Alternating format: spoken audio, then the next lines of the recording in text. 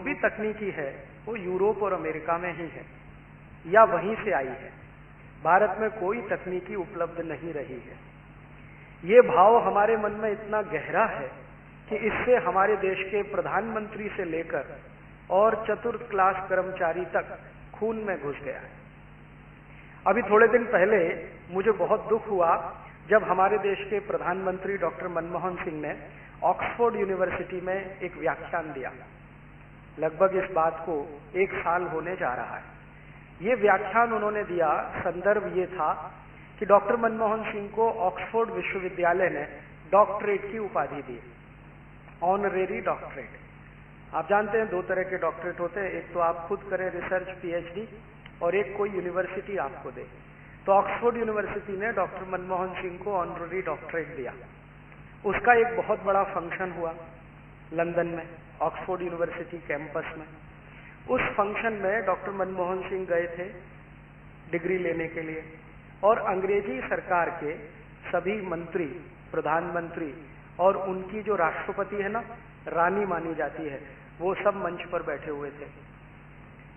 England में एक परंपरा है कि जिस कार्यक्रम में रानी आती है, क्वीन, उसका स्थान हमेशा ऊंचा रहता है और बाकी सभी मंत्री, प्रधानमंत्री थोड़ा नीचे रहते हैं। तो उसका जो पोडियम होता है वो थोड़ा ऊंचा होता है। तो उस दिन ऐसा ही हुआ, रानी तो बहुत ऊंचे बैठी थी, बाकी सभी मंत्री थे, उनके साथ हमारे प्रधानमंत्री भी बैठे हुए थे। तो जब डिग्री देने का कार्यक्रम हुआ तो मनमोहन सिंह को बुलाया गया, उन्होंने डिग्री लिया और रानी के चरणों में प्रणाम किया। ये देखकर मुझे बहुत धक्का लगा, बहुत ही ज्यादा लगा। धक्का क्यों लगा? एक तो सबसे बड़ा धक्का ये लगा कि वो भारत के प्रधानमंत्री हैं। अगर खाली डॉक्टर मनमोहन सिंह होते, किसी स्कूल कॉलेज के प्रोफेसर, तो धक्का लगने की बात नहीं है कि वो इंडिविजुअल कैपेसिटी में इंग्लैंड की रानी के सामने झुक रहे हैं, कोई परेशानी नहीं। उनके प्रति अपना भाव व्यक्त करना है, उसमें हमें कोई आपत्ति नहीं। लेकिन भारत के प्रधानमंत्री की हैसियत से वो वहां गए थे और उन्होंने जिस तरह से झुककर प्रणाम किया, बीबीसी पर मैंने देखा, मुझे बहुत दुख हुआ। दूसरा दुख उससे भी ज्यादा ये हुआ कि उन्होंने 40 मिनट का एक भाषण दिया और उस भाषण में उन्होंने कहा कि हम अंग्रेजों के बहुत आभारी हैं जो वो भारत में आए। यहीं से उनकी शुरुआत हुई। हम अंग्रेजों के बहुत आभारी हैं जो वो भारत में आए। अगर अंग्रेज भारत में नहीं आते तो भारत कुछ भी नहीं होता। फिर आगे उन्होंने बोला कि हम अंग्रेजों के बहुत आभारी हैं कि उन्होंने भारत में आकर विज्ञान और तकनीकी हमको दिया। हम अंग्रेजों के बहुत आभारी हैं कि उन्होंने भारत को अंग्रेजी भाषा सिखाई। हम अंग्रेजों के बहुत आभारी हैं जो उन्होंने भारत में आकर न्याय पद्धति दी, जुडिशियल सिस्टम। हम अंग्रेजों के बहुत आभारी हैं कि अंग्रेजों ने भारतवासियों को सिविल एडमिनिस्ट्रेशन सिखाया। सिविल एडमिनिस्ट्रेशन माने ये जो प्रशासन है पूरा का पूरा, पुलिस होती है, एसएसपी होते हैं, IG, DIG, deputy collector, DM वगैरह वगैरह, ये सब सिविल एडमिनिस्ट्रेशन। तो वो कह रहे थे कि हम बहुत आभारी हैं कि उन्होंने भारत को सिविल एडमिनिस्ट्रेशन सिखाया, और हम अंग्रेजों के बहुत आभारी हैं जो वो 200 साल भारत में रहे और कुछ ना कुछ हमारे लिए करते रहे। फिर आगे वो बोलने लगे कि अंग्रेजों ने भारत को रेल दिया, अंग्रेजों ने भारत को पोस्ट एंड टेलीग्राफ दिया, आदि आदि आदि। 40 मिनट यही गाना वो गाते रहे और मैं ध्यान से उसको सुनता रहा और पूरा मैंने उसको रिकॉर्ड किया क्योंकि ये डायरेक्ट टेलीकास्ट था बीबीसी पर। फिर उसके बाद मैंने मनमोहन सिंह को एक पत्र लिखा और वो पत्र लगभग 250 पन्ने का हो गया। माने पत्र नहीं, वो किताब हो गई पूरी। और उसमें मैंने लिखा ये कि हमें बहुत शर्म है कि आप भारत के प्रधानमंत्री। यह से ही मैंने शुरुआत की। पहला वाक्य ये कि हमें बहुत शर्म है कि आप भारत के प्रधानमंत्री हैं जो आजादी मिलने के 59 साल के बाद भी अपनी मानसिक गुलामी को दूर नहीं कर पाए। हमें बहुत शर्म है कि आपने अंग्रेजों की रानी के सामने साष्टांग दंडवत प्रणाम करके कागज का एक टुकड़ा लिया है जिसका कोई अर्थ नहीं। ये जो ऑनररी डॉक्टरेट होती है ना, इसका कोई मतलब नहीं होता है। आप इसे कभी भी एनकैश नहीं करा सकते। जैसे किसी को ऑनररी डॉक्टरेट मिल जाए और आपके कॉलेज में वो कहे अब मुझे प्रोफेसर बना दो क्योंकि डॉक्टरेट मिल गई है, तो वो प्रोफेसर नहीं बन सकता। उसको प्रोफेसरशिप चाहिए तो दूसरा ही डॉक्टरेट करना पड़ता है, जिसको पीएचडी कहते हैं। कोई यूनिवर्सिटी उसको मान्यता नहीं देती। बस इतना ही है कि झूठ मूठ का नाम के सामने आप डॉक्टर लगा सकते हैं, डॉक्टर मनमोहन सिंह। तो मैंने कहा कि इस झूठ मूठ के कागज के टुकड़े का कोई महत्व तो नहीं है, ना भारत में ना दुनिया में। ये ठीक है कि आपने अंग्रेजों की सरकार के द्वारा किए गए इस फैसले को स्वीकार किया, सच्चे भारतवासी को तो ये छोड़ देना चाहिए था। फिर मैंने उसमें एक वाक्य लिखा कि एक है आप सरदार मनमोहन सिंह और एक सरदार हुआ भगत सिंह। एक आप हैं सरदार मनमोहन सिंह और एक सरदार हुआ ऊधम सिंह। हम किसकी वंदना करें? प्रश्न चिन्ह लगा के फिर मैंने अंतिम पैराग्राफ में लिखा कि ये पत्र मैं आपको भेज रहा हूं, इसके साथ 249 पन्ने और भेज रहा हूं। पत्र तो एक ही पन्ने का है, इसमें कुछ डॉक्यूमेंट्स हैं जिनको आप ध्यान से देखें तो आपको ये पता चलेगा कि अंग्रेजों के आने के पहले भारत की शिक्षा क्या थी, तकनीकी कैसी थी, विज्ञान कैसा था, ज्ञान कितना था, व्यापार कैसा था, उद्योग कैसे चलते थे, समाज व्यवस्था कैसी थी, सिविल एडमिनिस्ट्रेशन कैसा था, और अंग्रेजों के आने के पहले के भारत की तस्वीर कैसी थी। और मैंने कहा उम्मीद करता हूं कि आप इसे ध्यान से पढ़ेंगे, और न सिर्फ पढ़ेंगे बल्कि अपने मंत्रिमंडल के सभी मंत्रियों के बीच में सर्कुलेट करेंगे, ताकि उनके मन से ये भ्रम निकल जाए कि जो कुछ दिया भारत को वो अंग्रेजों ने दिया, भारत के पास अपना कुछ भी नहीं था।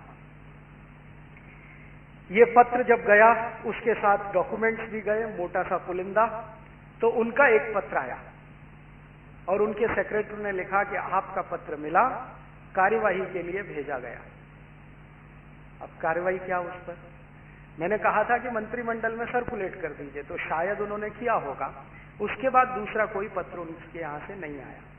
मैंने एक फॉलो अप लेटर लिखा कि आप या तो इन दस्तावेजों को नकारिए और या इसको स्वीकार करिए। बीच की स्थिति आपकी मैं रहने नहीं दूंगा। या तो कहिए कि ये डॉक्यूमेंट्स गलत हैं, हम इनको नहीं मानते, तो मैं सुप्रीम कोर्ट में इनको सिद्ध कर सकता हूं कि ये सही है कि गलत है, और या आप कहिए कि आपने जो भाषण दिया था ऑक्सफोर्ड में वो गलत था, और पूरे देश से माफी मांगिए कि मैंने भारत की बेइज्जती कराई ऑक्सफोर्ड में जाके। मुझे इससे भी ज्यादा दुख इस बात का हुआ कि लंदन में जब इनका ये भाषण हो गया, अगले दिन सभी अखबारों में छपा। लंदन से बहुत अखबार निकलते हैं, उनमें से एक है लंदन टाइम्स, उसने एडिटोरियल लिखा। दूसरा एक अखबार निकलता है गार्जियन, उसने भी एडिटोरियल लिखा। दोनों ने लिखा कि हमारे देश के एक नेता ने सन 1945 में भारत के बारे में कहा था कि ये भारत आजाद होने लायक देश नहीं है, और ये कहा था विंस्टन चर्चिल ने ब्रिटिश पार्लियामेंट में। उस समय बहस चल रही थी कि भारत को आजाद किया जाए कि न किया जाए।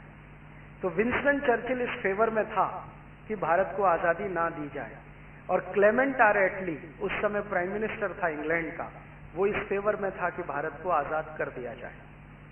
तो चर्चिल ने ब्रिटिश पार्लियामेंट में भाषण दिया और कहा कि भारत आजाद होने लायक देश नहीं है, क्योंकि इस भारत देश को हम आजादी देंगे तो फिर जो लोग भारत को चलाएंगे वो सब मानसिकता में अंग्रेज हैं। शरीर से दिखने में वो भारतीय हैं, लेकिन आत्मा उनकी अंग्रेजियत वाली हो चुकी है, इसलिए ये बार बार अपने ही लोगों का अपमान कराएंगे, तो अच्छा है कि इसको गुलामी रहने दो।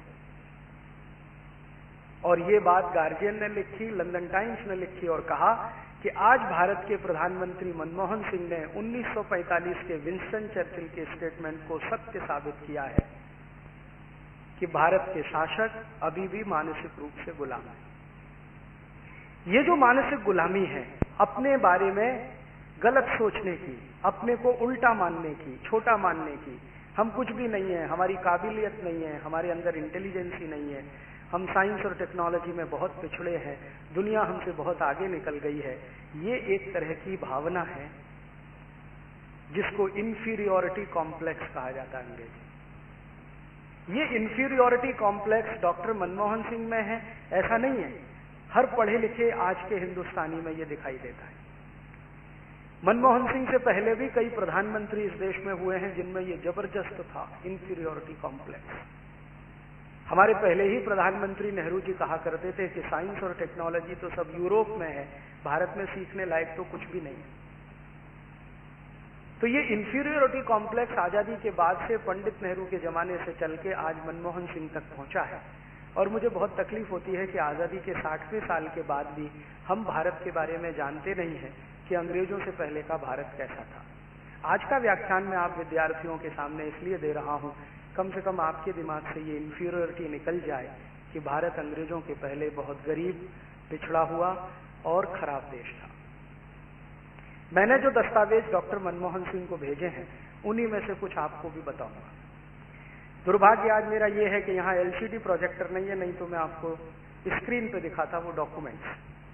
हमारे भारत देश के बारे में पिछले 10-15 वर्षों से मैं कुछ दस्तावेज इकट्ठे कर रहा हूँ। मेरे एक बहुत बड़े गुरु हैं, उनका नाम है श्री धर्मपाल, बहुत बड़े इतिहासकार हैं, उनकी मदद से ये काम मैं कर रहा हूँ। और वो मुझे बार बार ये कहते हैं कि भारत की जो नई पीढ़ी है, इसके मन से मानसिक गुलामी निकालो तो भारत अपने आप ऊपर आ जाएगा।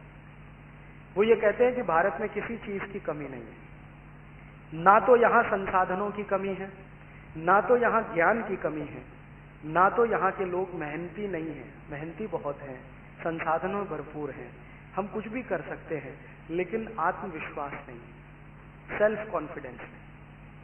और सेल्फ कॉन्फिडेंस नहीं है, उसका कारण क्या है? वो अंग्रेजों की दी हुई मानसिक गुलामी अभी तक चल के आ रही है। मैं आपको भारत के एक वैज्ञानिक के कथन से आज का व्याख्यान शुरू करता हूं।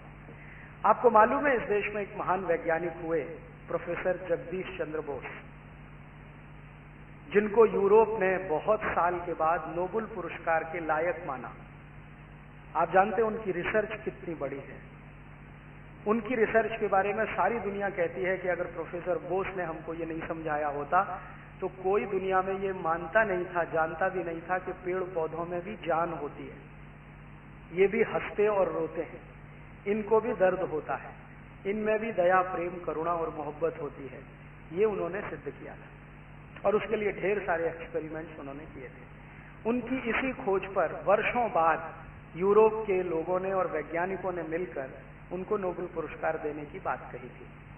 उन्होंने जब नोबेल पुरस्कार लिया था, उसके पहले उन्होंने बहुत कुछ लिखा था अपने प्रयोगों के बारे में। उनकी लिखी हुई 2-3 पुस्तकें मुझे पढ़ने का मौका मिला है और उनके लिखे हुए लेख तो मैंने सभी पढ़े हैं बार बार।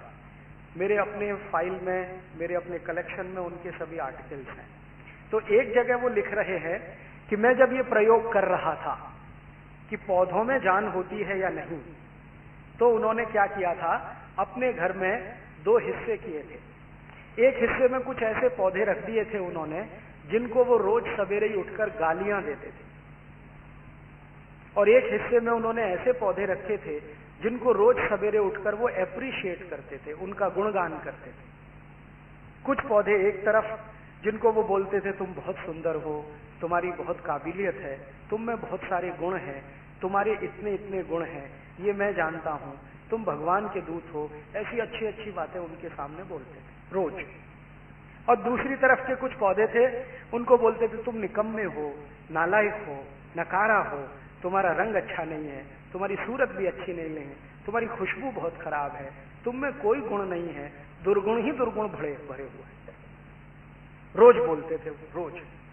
फिर उन्होंने देखा कि 6 महीने में उसका अंतर, कुछ पौधों को बोलना कि वो बहुत अच्छे हैं, बहुत सुंदर हैं, बहुत सारे गुण हैं, उनको अच्छा अच्छा बोलना, एप्रिशिएट करना, कुछ पौधों को गालियां देना कि तुम बहुत खराब हो, नालायक हो, निकम्मे हो, नकारा हो। तो प्रोफेसर बोस लिख रहे हैं कि जिन पौधों को मैं रोज गाली देता था, 6 महीने के बाद वो सब सूख गए, सब सूख गए।